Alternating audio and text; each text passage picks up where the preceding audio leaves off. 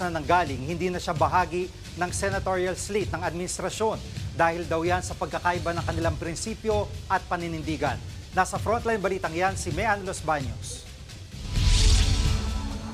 Tuluyan ang kumala sa alyansa para sa bagong Pilipinas ang kapatid ng Pangulo na si Senator Amy Marcos. Sa isang pahayag, sinabi ng senadora na hindi na niya magagawang mangampanya at tumuntong sa iisang entablado kasamang iba pang kasapi ng alyansa.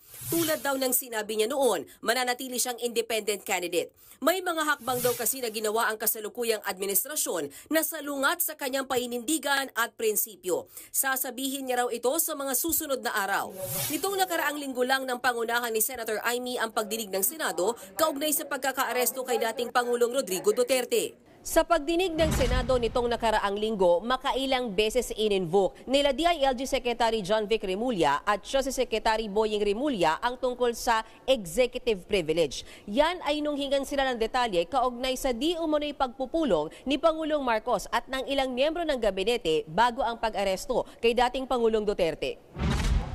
Ang executive privilege ay kapangyarihan ng Pangulo at ng ehekutibo na hindi sa publiko ang anumang confidential na impormasyon. Pero hinala ni Senator Amy, may tinatago anyang mahalagang katotohanan. Mas lalo lang daw lumakas ang hinala niyang nalabag ang saligang batas at nabawasan ang ating soberanya sa pagkakaaresto sa dating Pangulo. Mula nang maaresto si Duterte, ilang beses nang hindi sumipot si Senator Amy sa mga campaign rally ng alyansa. Pero dati, lagi siyang kasama sa ini-endorso ni PBBM. 12-0 po, i-shade nyo na kagad para sa alyansa. Mabuhay ang alyansa para sa bagong Pilipinas! Pero nitong mga nakaraang kampanya ng administrasyon, hindi na 12 ang binanggit ng Pangulo. Huwag natin gawing alyansa lamang nitong 11 na tao, 11 na kandidato na tumatakbo bilang senador.